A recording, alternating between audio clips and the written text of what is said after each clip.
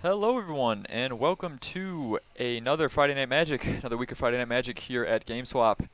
This week we have something special for you. We have Standard, as it's a new format, and should see some spicy new stuff with Hour of Devastation as always. I'm Mario Krabari here with my co-host Mark Anlicker. Hey everybody.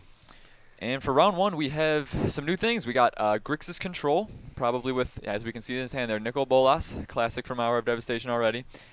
That's going to be played by Brice Sheeler, and on your right we have Zachary West on Snek Pummeler. So I'm assuming this is like a black-green energy sort of deck with Winding Constrictor and Electrostatic Pummeler. Yeah, and for those of you who don't know, snake is not misspelled up there. That is just how snake is spelled in the 21st century. Yeah, I mean they changed it after 2011. Yeah, it's 2017 after all, and you don't really need an A at all in the word, so they decided that that's how you should spell it. So this, I've never seen a green-black Pummeler focused deck. Usually they're red-green or teamer focused. But I do know, having played Controlled and Standard myself, sometimes this matchup can be tough. If you don't have a removal spell for Pummeler the moment it comes down, you could just be dead the next turn.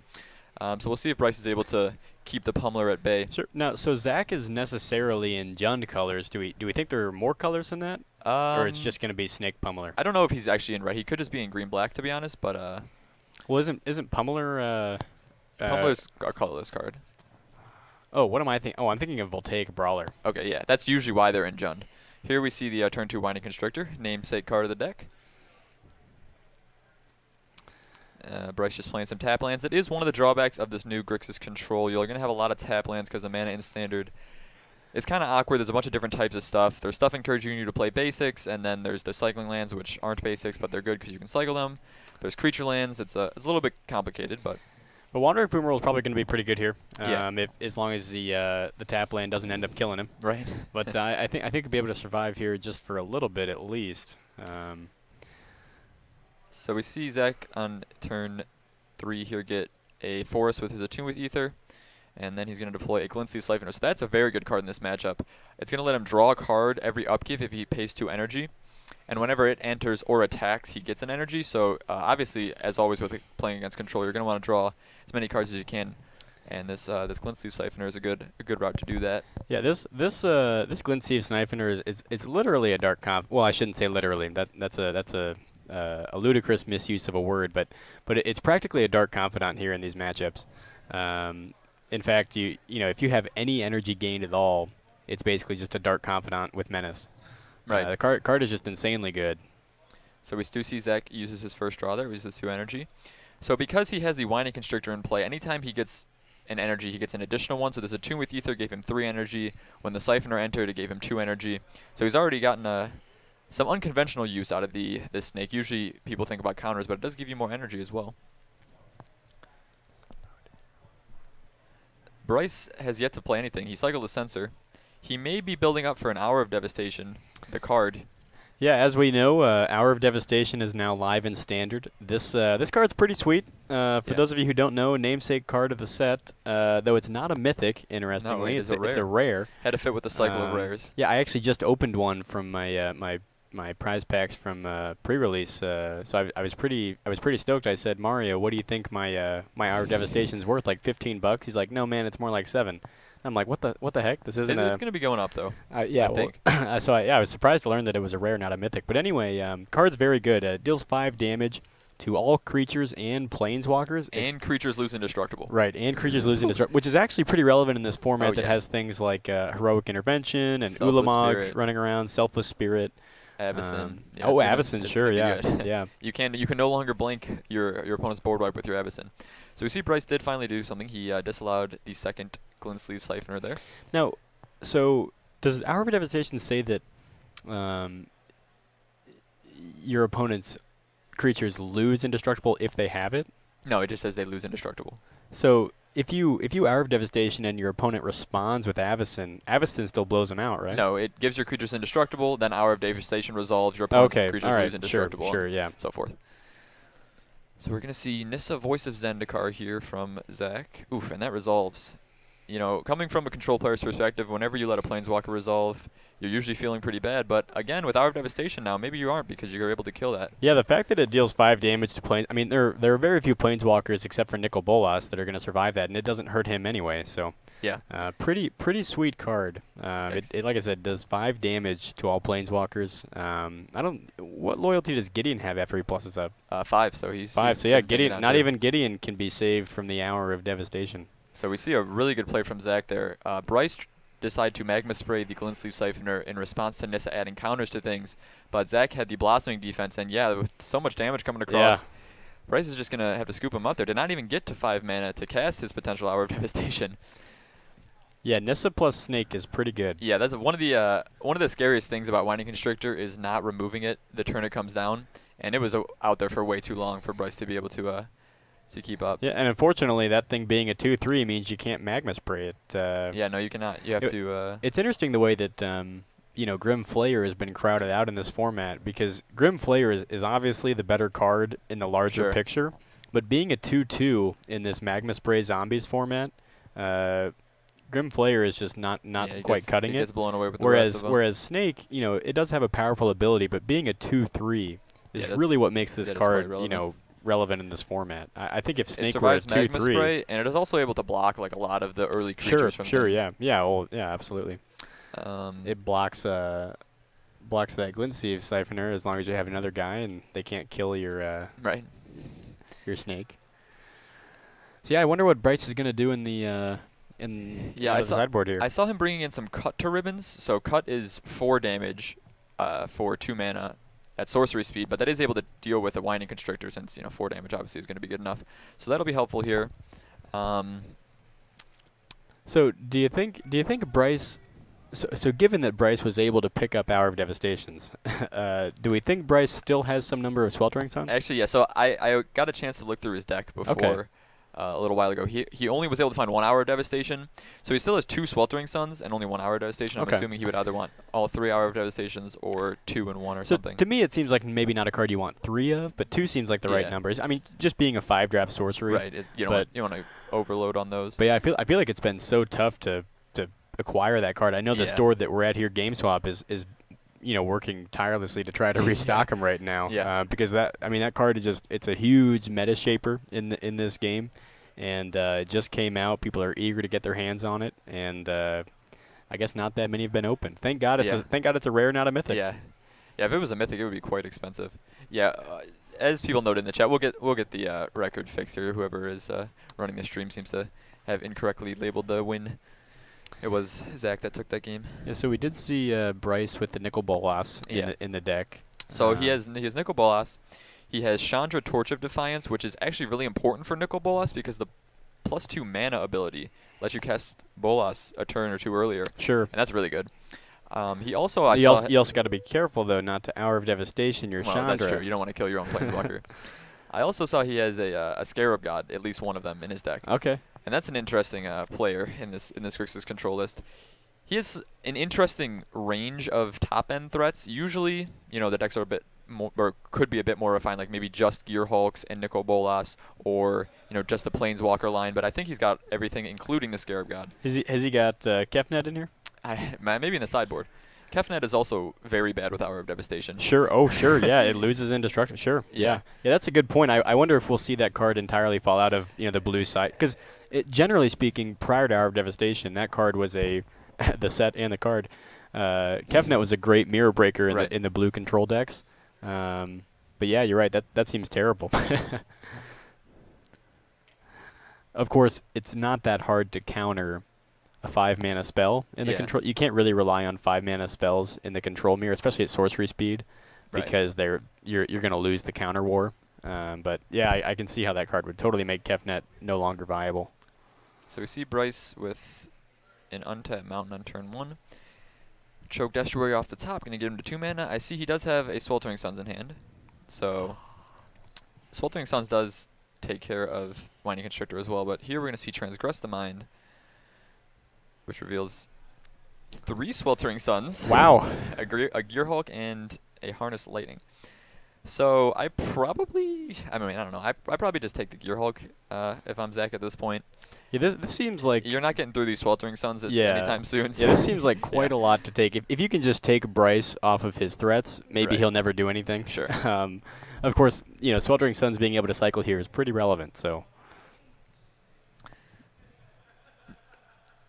Unfortunately, unless Brice draws another red source, though, he does only have one cast of Sweltering Sun since he only has one energy from Ether Hub. So Mario, this is not my format, as you know. Can you tell me what is Pummeler? Because I thought it was Voltaic Brawler, but now so Electrostatic Pummeler is a 3 colorless mana for a 1/1 artifact guy. When it enters, you get 3 energy, and then you can pay 3 energy at any point to double its power and toughness. So what you do is you play your Pummeler, you get some energy. The next turn, you play a bunch of pump spells on him and double its power and toughness 4 or 5 times and swing for 2,000, and then you win. Okay, sure. It's a bit of exaggeration, but usually Pummelers can get up there to even 50 or so power. So its ability doesn't cost any mana, no, just costs energy? Yeah, that's pretty dope. Yeah. I was really impressed with that vehicle. Well, there's 2 vehicles. There's Aetherwind Harvester. Aether Sphere Harvester. Aether Sphere Harvester. And then there's the other one that, gosh, I'm trying to think of what it does. Maybe it's not even a vehicle. Is it an energy card? Yeah, there's an energy artifact that like gives itself lifelink and then has like a changeling. Yeah, that's a creature. It's called Multiform Wonder. Yeah. Not played too commonly, but I played that card in limited, and it was the fact that it could generate a whole bunch of value with no mana expenditure. Yeah. Which is very powerful. This energy resource is quite the thing that Wizards has come up with. I'm not a huge fan myself, but yeah, it's interesting. So we see. I think all Zachary did there on his 3rd turn was cast an Attune with Ether, which is not great. Ooh. But we do see a Bristling Hydra here, which is great. Yeah, that you can't Sweltering Suns that. No, unless somehow Zachary uses. Well, yeah, you can't Sweltering Suns it at this point, and it resolves. That is not great. So Brice is going to cycle one of his Sweltering Suns here, looking for an answer. Now, an interesting new answer to come from Hour of Devastation to Bristling Hydra is Doomfall. Doomfall is a 3 mana black sorcery that lets you choose 2 modes. One of the modes is your opponent exiles a creature, but it doesn't target the creature your opponent has to choose. So if Bristling Hydra is the only creature they have on the field, it's going to force them to exile that. Sure. Do you think Brice is playing that card? He might be. It would make sense in this Grixis control list. I like it. I don't know if he likes it, but it seems like it could be good. The other mode is it's basically a not a transgressor. It's you look at your opponent's hand and you exile any card or any non-land card. So we see 5 mana. Here's the Scarab God. All right. That seems like a fairly reasonable answer. But Zach just has so much energy. He can protect this Bristling Hydra pretty much ad infinitum. Currently, he can get the Hydra to have 6 toughness, which is able to attack through the 5/5 Scarab God. The Scarab God, however, does return to its opponent or its owner's hand at every end step if it dies. So that'll allow Brice to just keep recasting it. As long as he has the mana, as I said, the Ether Hubs are kind of hurting him here. I'm not sure if I'm not playing an energy-focused deck in 3-color. Well, I guess you kind of want the option to tap for any color with your Ether Hubs, but it's a little tough. Yeah, I think part of it is this Grixis mana base and standard. You got a lot of spells that are high end that have a lot of colorless, generic mana symbols, not colorless, generic mana symbols in them. And so you maybe just, maybe Aether Hub is good enough, but it also seems kind of awkward. So I think, so Zach played another Glint Sleeve Siphoner, which we saw be pretty good last game. I think I fire off a Sweltering Suns at this point, unless I'm leaving up a counter. It takes care of Glint Sleeve Siphoner. It forces Hydra to activate, which is actually relevant because it gets rid of one of the hexproof uses that Zach could have, because he's forced to use the energy to keep the Hydra alive. Brice is at a healthy life total. I wonder if Brice just wants to swing. I guess not. Passes. Well, you definitely don't attack there because Hydra can just eat the Scarab God. Brice might be setting up something. Well, sure, but then if you Sweltering Suns, then you can you can take care of both, and you get the God back. Right, I mean, if you do get it back. The God dies in combat, you get it back. It doesn't exile it. I think what Brice might be setting up here, though, is an activation of the Scarab God to reanimate the Winding Constrictor out of Zach's graveyard. So the ability of the Scarab God is that he can pay 4 mana and get a 4/4 zombie copy of any creature in any graveyard, including your opponent's. which is pretty cool and pretty strong, especially against a big creature deck like Zach's. We do see it hold down the fort here, at least. Zach did not attack last turn, even though he could have used the energy to do so with the Hydra. So we'll see another Winding Constrictor. So Winding Constrictor is actually pretty good with Bristling Hydra, as whenever you put a counter on the Hydra, of course you're going to get 2 of those counters.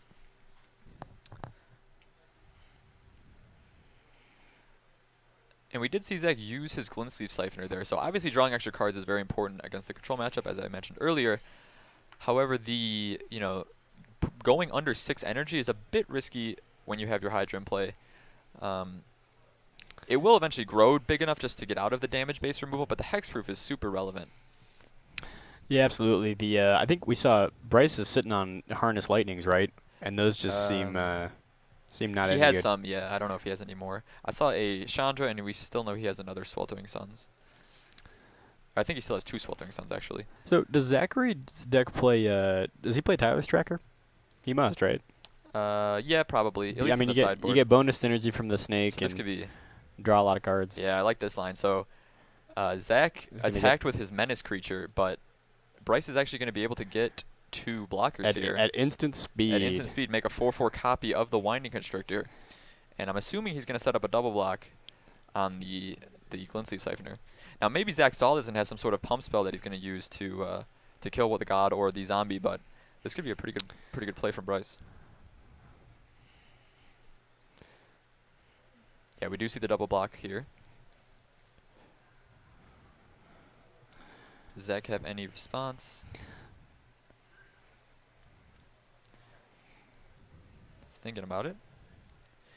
Usually the only instant speed pump spell they play is Blossoming Defense, so he could use that if he wants to kill the 4/4 snake, but that seems kind of a waste of Blossoming Defense, as you usually want to be able to hexproof your creature. So instead, he's going to put some counters on the Hydra. Brice will take a pretty big hit from this Hydra this turn if Zach wants to. So for 6, yeah. Yeah, he's gonna be hit for 6. I think so. Zachary's life total is actually 19, right? Because he paid a life with he played a life the with Glint Sleeve Siphoner. So 14 to 19. I mean, a Long Tusk Cub. Long Tusk Cub. That's another very annoying to answer threat from the control deck. Yeah, definitely not easy to answer. Especially with all this energy and the Winding Constrictor. So I think Brice is at 6 mana. Yeah, I just go double Sweltering Suns here. Yeah, I mean, so the Hydra has just 5 toughness, right? Right. But he can get up. He can give it more counters, but that he can get up to 6 toughness only. No, it puts 2 counters on it because he has Winding Constrictor. Oh damn, yeah. But if you double Sweltering Suns here, you kill Constrictor on the first go. Sure. Your opponent can pump Long Tusk Cub to keep that alive, but it's only going to be a 6/6, so the second Sweltering Sun still gets it. And then if you pump Hydra, you're out of the ability to give it hexproof, because you no longer have 3 energy. Mean, he could just drop Chandra and blow up the snake, right? Yeah, he could do that as well. I mean, the fact that the Scarab God can block and keep coming back, I would just want to run out Chandra here. I guess Zachary's got a Manland. He's got a Hissing Quagmire over there, so he could swing. He could swing effectively at Chandra. I think at this point in the game, I like the double Sweltering Suns. You're killing at least 2 threats, and if you're forcing Zach to use all his energy. You get rid of the energy. Sure. You can block Bristling Hydra forever with your Scarab God. Yeah. So, yeah, hopefully that's the play Brice goes for. Seems like the most optimal one. Unfortunately, the whole block forever playing with Scarab God is kind of mana intensive. Yeah, that's true. But it's sort in Modern, it's like blocking your opponent's Death Shadow with Throne the Last Troll over and over. It's gonna cost you some mana, but it seems fine. So he's gonna play the Chandra. He's gonna go Chandra instead. Okay. I think he's gonna try to blow up the snake. Yeah, I guess if you do that, you're probably going to be able to kill everything with the Sweltering Suns next turn, but this Hydra is really just a huge problem. It's unfortunate that Brice is 1 mana short of being able to go Chandra plus up for mana double Sweltering Suns. He's 1 mana short. Yeah. That would be a great play, but yeah, this is. So he targets the Long Tusk Cub. Okay. He's trying to. Oh, he's no that. Well, if I mean Zach gets double counters from. Okay, so maybe his line is, get rid of the energy this turn. That way next turn the double Sweltering Sun takes out the Hydra as well. Wait, does Long Tusk have to be attacking to pay that energy? No. You can just pump it whenever you want. Okay. But every time he pumps it, it puts 2 counters on it. So he only needs to pump it once here to survive the... or he has to pump it twice, I'm sorry, because 2 counters would only make it a 4/4. So yeah, that's a good line then. He does have to pump it twice.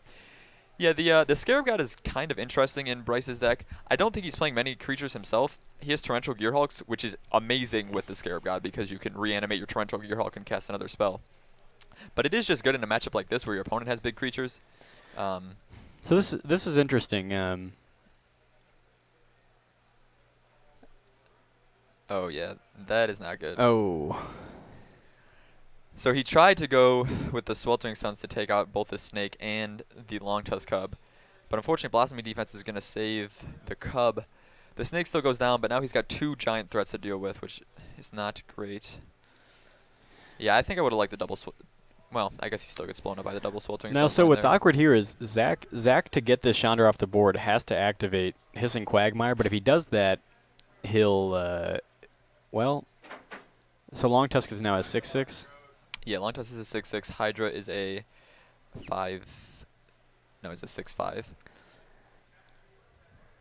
Well, the Scarab God can now kill the Hydra since Zach doesn't have energy. So if Zach wants to kill the Chandra, he has to sacrifice something because probably however he swings out, the blocks are going to be unfavorable. Oh no, he's just going Quagmire. Okay.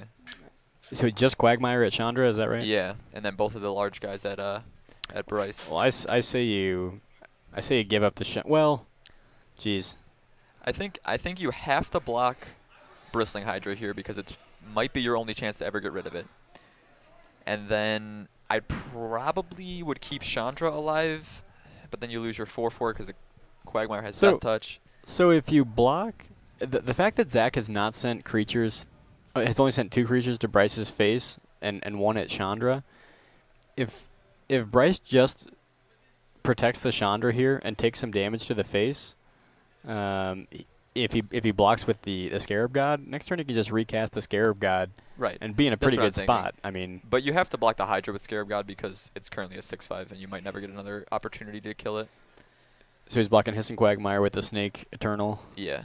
Ooh, but he has another Blossoming Defense. Oh. That is not good. Well, but it's not that bad. I mean, Chandra is alive. Sure. I mean, Zach could have ensured that Chandra died, and he didn't. And of course, sure, Brice missed the opportunity there to kill the Hydra, but Brice gets his god back. Right. So I don't think that was... It wasn't terrible. It would have obviously been great had he was able to deal with this. Is that very annoying? Is that a glimpse or a glimmer of genius? Yeah, glimmer of genius. So this is one of the problems with, hit that line, though, because he gets the Scarab God back, but he's got to tap out for it. And not tap out, but nearly tap out for it. But I say you go ahead and plus up Chandra here, try to get a card. No, what you do is you add 2 red mana, you cast the Scarab God, you leave up Glimmer. Or you leave up the ability to eternalize a creature. He doesn't have double... so he only has... energy, yeah. He only has 1 energy. One so he has blue black source. He has to Glimmer first.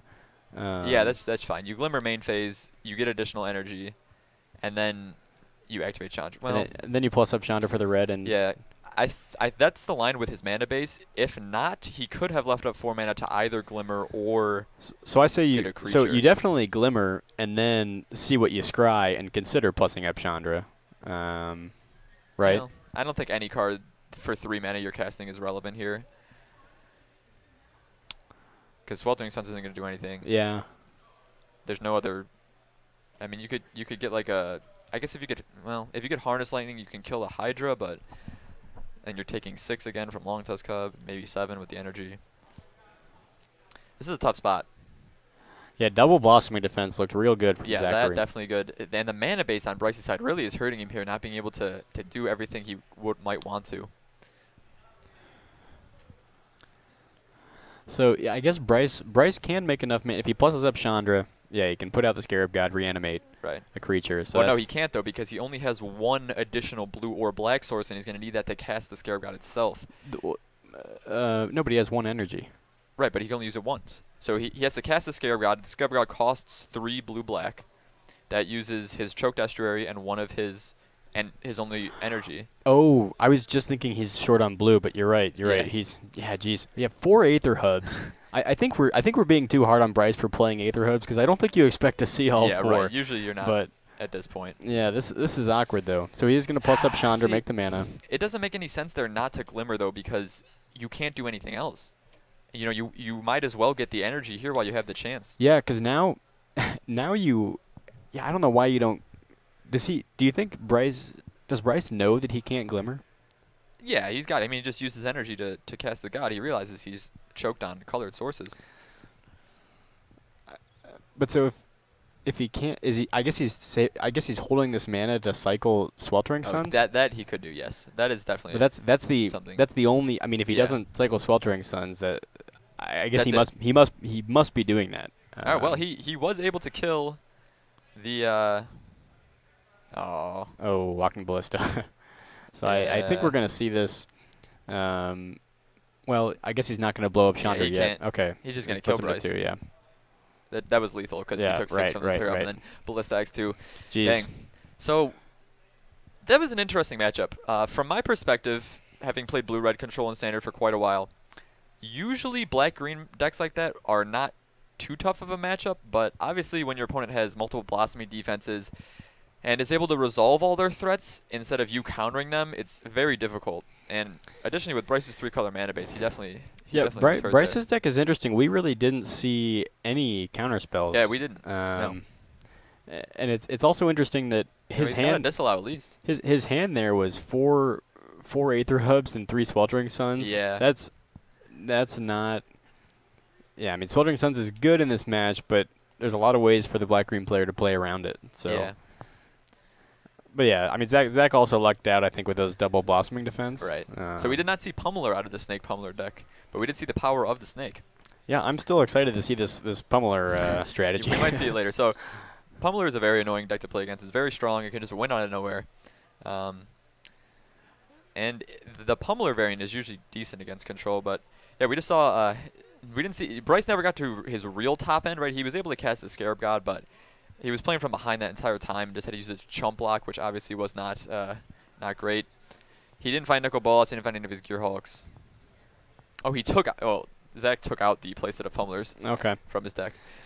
Yeah, Pummeler is a little weird in the green-black variant, but it could be good.